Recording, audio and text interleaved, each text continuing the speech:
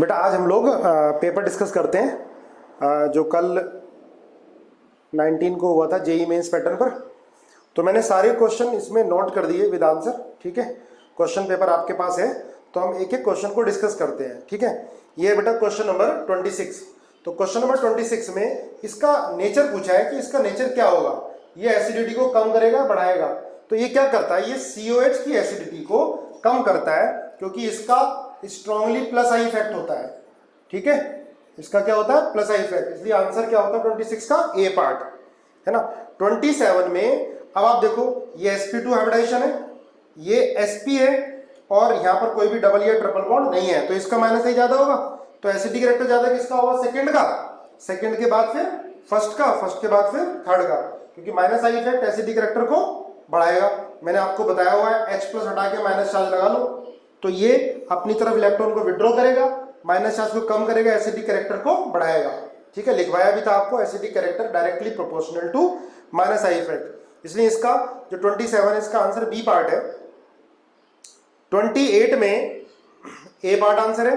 देखो इसमें प्लस आई इसका ज्यादा है ना, इसका माइनस आई इफेक्ट लगेगा इसके कंपैरिजन में क्योंकि sp2 कार्बन है। परसेंटेज ऑफ एस कैरेक्टर ज्यादा होगा तो माइनस आई ज्यादा होगा। तो इसका एसिडिक कैरेक्टर, फिर इसका सबसे कम। आंसर इसका ए पार्ट है। इसके बाद 29 है, 29 में सी पार्ट दे रखा है। देखो इसमें फर्स्ट सेकंड थर्ड सबसे ज्यादा जो एसिडिक होगा वो होगा ये, देखो Cl का माइनस आई भी है और sp2 कार्बन भी है।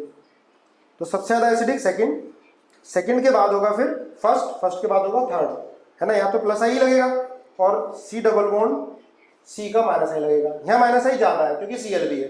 ठीक है, इसके बाद देखो क्वेश्चन नंबर 30 क्वेश्चन में हमें एसिडिक कैरेक्टर बताना है। तो इसमें आप देखो H+ है, हटाओगे ये माइनस चार्ज, यहाँ से H+ हटाओगे ये माइनस चार्ज। क्लियर है। देखो H+ हटाने के बाद इसमें चिलेशन भी होगी। अब हमने पढ़ा है कि भाई Cl तो नहीं करता है चिलेशन, लेकिन जब भी रिंग बन रही होती है 5 या 6 मेंबर्ड रिंग तो Cl-N जो है चिलेशन करेगा। ठीक है, लेकिन नहीं, H+ हटने के बाद चिलेशन नहीं होगी। लेकिन क्या होगा, देखो इसका माइनस आई दोनों का है, इन दोनों का माइनस आई है। क्लियर है, देखो ध्यान से, इन दोनों का क्या है, माइनस आई है। लेकिन क्या होगा, इसका टोटल प्लस m होगा, है ना। इसका भी प्लस m होगा, इसका भी प्लस m होगा। लेकिन क्या होगा, हिंड्रेंस की वजह से ये अपनी कोप्लेनरिटी को लूज करेगा। ठीक है, देखो याद करो ऑर्थो इफेक्ट, COH के ऑर्थो पर कोई ग्रुप होता तो एसिडिक कैरेक्टर बढ़ता था। सेम इसी तरह से, है ना। जो प्लस m है, प्लस m इसका भी है, प्लस m इसका भी है। देखो माइनस आई तो दोनों में बराबर है, लेकिन यहां पर हिंड्रेंस की वजह से क्या करेगा, COH अपनी कोप्लेनरिटी को लूज करेगा। अब याद करो ऑर्थो इफेक्ट, अगर COH के ऑर्थो पर कोई ग्रुप लगा होता था तो एसिडिक कैरेक्टर क्या हो जाता था, बढ़ जाता था, है ना। वो अपनी कोप्लेनरिटी को लूज कर जाता था। H हटा के माइनस चार्ज कहां रेजोनेंस करेगा, इसके बीच में। ठीक है, तो इसलिए आंसर सेकंड, सेकंड का फर्स्ट, फर्स्ट के बाद थर्ड होगा। इसके बाद क्वेश्चन नंबर 31 का सी पार्ट है ना। इसी की तरह चेक कर लेना। 32 का आंसर है, देखो 32 में ध्यान दो, बहुत बढ़िया क्वेश्चन है। 32 में भी सेम यही, CH3 प्लस आई दोनों तरफ है।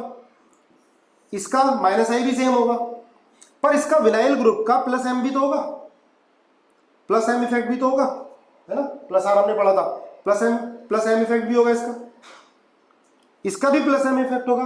वही केस आ गया, ये CH3 क्या करेगा, हिंड्रेंस की वजह से इसकी कोप्लेनरिटी को लूज कर देगा। ठीक है, तो इसका एसिडिक कैरेक्टर क्या हो जाएगा, ज्यादा हो जाएगा। क्लियर है, इसलिए आंसर क्या आएगा इसका, second greater than first, C part. ये है क्वेश्चन नंबर 32 का आंसर सी पार्ट। ठीक है, देखो 32 एक बार पढ़ो। Plus I effect of vinyl group on the COH is same in both isomer, therefore it has no role in the strength of these acid। बिल्कुल सही बात है ये। और जो बी पार्ट है, vinyl group also has plus M effect on COH group which is operating most effectively in trans isomer first but not in cis isomer second. This is because of the steric repulsion of the cis isomer causing the loss of coplanarity of COH group with C double bond C। This resonance if occur has acid weakening effect, तो cis isomer is more acidic than trans. ध्यान रखना इसको, ठीक है, बहुत अच्छे question है इस टेस्ट पेपर में। क्वेश्चन नंबर 33, देखो 33 में एसिडिक करेक्टर हमें बताना है, फर्स्ट, सेकंड, फिर थर्ड। अब रीजन क्या होगा बेटा, देखो जब पहला एच हटेगा तो माइनस आएगा, माइनस आती क्या होगा, चिलेशन। ये मैलिक एसिड था, पहला एच प्लस हटने के बाद क्या बनेगा, malate ion. Malate ion is stabilized by chelation, और ज्यादा देखो माइनस चार्ज है, ज्यादा स्ट्रॉन्ग हाइड्रोजन बॉन्ड बनेगा। इसमें एच हटाओगे तो चिलेशन नहीं होगा, इसलिए पहला हाइड्रोजन डिसोसिएशन कांस्टेंट Ka1 इसका ज्यादा होता है, फिर इसका। अगर एसिडिक कैरेक्टर पूछा है तो हमें Ka1 ही देखना है। अगर Ka2 पूछता तो बेटा ध्यान रखना Ka2 इसका ज्यादा, सॉरी Ka2 इसका ज्यादा होगा, इसका कम होगा, पर K1 फर्स्ट डिसोसिएशन कांस्टेंट पहले वाले का ज्यादा। रीजन H प्लस हटाकर क्या हो गया, chelation. Malate ion is stabilized by chelation, intramolecular hydrogen bond. ठीक है, ध्यान रखोगे। तो फर्स्ट, सेकंड, फिर थर्ड। इसके बाद क्वेश्चन नंबर 34 का डी है ना, सिमिलर है 33 की तरह, चेक कर लेना। 35 में पूछा है कि कौन इसमें NaOH किस केस में न्यूक्लियोफाइल की तरह बिहेव करेगा। तो पहले में तो भाई बेस की तरह बिहेव कर रहा है, और दूसरे में किसकी तरह बिहेव करेगा, न्यूक्लियोफाइल की तरह बिहेव करेगा। OH - Cl को हटाएगा और रिएक्शन कौन सी होगी, SN2। 36 इसके अंदर पूछा है E2 एलिमिनेशन का रेट। तो देखो क्वेश्चन पेपर में फर्स्ट, फिर सेकंड, फिर थर्ड, क्योंकि फर्स्ट में CH बॉन्ड है और CH बॉन्ड की बॉन्ड एनर्जी होती है कम, और मैंने आपको बताया है कि E2 एलिमिनेशन में क्या देखते हैं, आइसोटॉपिक इफेक्ट ऑब्जर्व होता है। ठीक है, CH बॉन्ड की बॉन्ड एनर्जी कम है, C T की सबसे ज्यादा है, इसलिए थर्ड केस में T है, तो रेट क्या हो जाएगा, E2 का कम हो जाएगा। 38 में A पार्ट है, H और Cl क्या होना चाहिए, मस्ट बी एंटी, ये ध्यान रखोगे। 34 में पूछा है, इसमें A पार्ट होगा क्योंकि E1 से होनी है रिएक्शन, E1 दे रखा है, E1 करा के प्रोडक्ट पूछिए। तो देखो E1 कराते हैं तो कार्बोकेटायन बनता है, कार्बोकेटायन की फिर शिफ्टिंग होती है, उसके बाद ये एल्कीन बनेगी मोर स्टेबल। ठीक है, 41 में भी D E1 रिएक्शन है, बिल्कुल इसकी तरह। 39 और 40 ये तीनों एक जैसे हैं, है ना। 40 में B पार्ट आ गया, 41 में D पार्ट, तीनों E1 के क्वेश्चन है। ठीक है, आप रीअरेंजमेंट कराओगे, उसके बाद प्रोडक्ट बनाओगे। ठीक है, मैंने कराए हुए क्वेश्चन।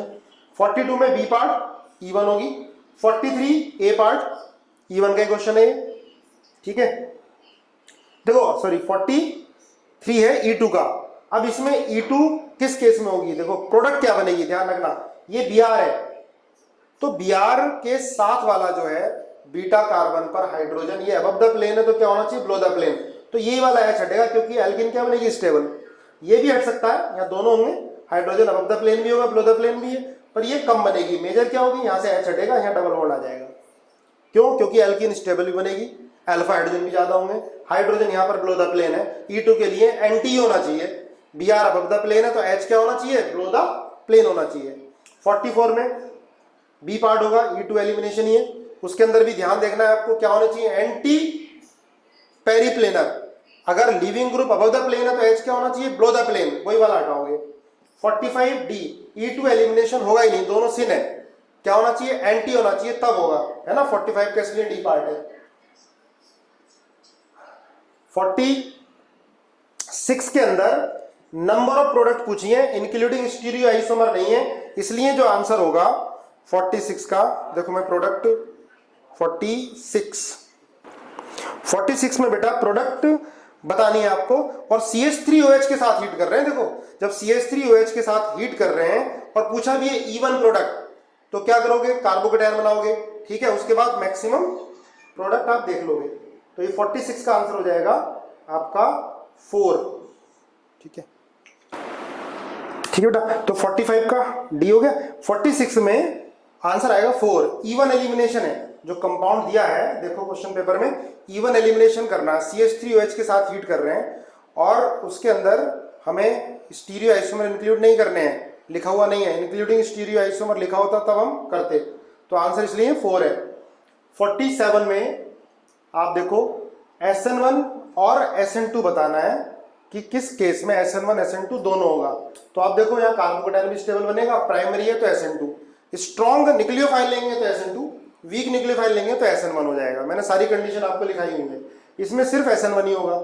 ये सेकेंडरी है, SN1 भी हो सकता है, SN2 भी। स्ट्रॉन्ग न्यूक्लियोफाइल लोगे तो आप SN2, वीक लोगे तो SN1। इसमें सिर्फ SN1 ही होगा, SN2 नहीं हो सकता, टर्शरी है। इसमें बेटा SN1 भी होगा, SN2 भी होगा, क्योंकि Cl हटेगा, कार्बोकेटायन स्टेबल बनेगा पी पाई बॉन्डिंग से। तो वीक न्यूक्लियोफाइल लोगे तो SN1, स्ट्रॉन्ग लोगे तो SN2।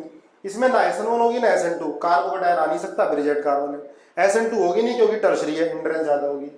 इसके अंदर SN1 होगी, कार्बोकेटायन बहुत स्टेबल बनेगा, SN1 होगी। इसके अंदर SN2 होगी, ठीक है। इसके अंदर SN2 होगी, इसके अंदर SN2 होगी, SN1 भी हो सकती है हाइड्राइड शिफ्ट होके।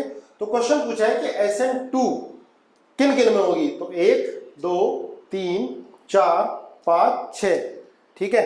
SN1 भी हो सकती है इसमें, पर क्वेश्चन पूछा है कि SN2 किन किन में होगी, तो आंसर आएगा 6, ठीक है। मैक्सिमम लोगों ने सही किया हुआ है। 48 में पूछा है कि SN2 रिएक्शन किस किस में होगी। देखो इसमें तो कोई नहीं होने की, ना SN1 ना SN2। इसमें SN2 नहीं होगी, ठीक है।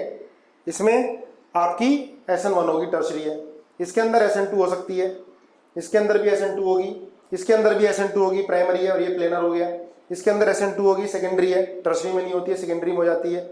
और इसके अंदर नहीं होगी क्योंकि ये टर्शरी है, बहुत ज़्यादा हिंड्रेंस है ना। इसके अंदर SN2 हो जाएगी। तो टोटल जो आंसर आ गया इसका 5 SN2 का। क्लियर है। अब इसके बाद पूछा है कि 49 में E2 किस किस में होगा। देखो इसमें E2 होगा, टर्शरी में E2 होता, हाइड्रोजन यहाँ से हटेगा इजीली, स्ट्रॉन्ग बेस लोगे, हीट करोगे। इसके अंदर भी E2 हो जाएगा इजीली, इसके अंदर नहीं होगा, इसके अंदर नहीं होगा, इसके अंदर E2 हो जाएगा, Cl यहाँ से हटेगा, H यहाँ से हटोगे, इसके अंदर नहीं होगा, ठीक है। तो इसलिए आंसर क्या हो गया इसके अंदर, E2 का 3। अब है नो E2 नो SN2। देखो इसमें ना SN2 होगी ना E2 होगी, ठीक है। इधर क्योंकि डबल बॉन्ड आ ही नहीं सकता, इधर ना SN2 होगी ना E2 होगी, दोनों नहीं हो सकती। और SN2 हो जाएगी इधर, इसके अंदर ना SN2 हो सकती ना E2 हो सकती, ठीक है। क्लियर है। ये हमारे क्वेश्चन डिस्कस हो गए।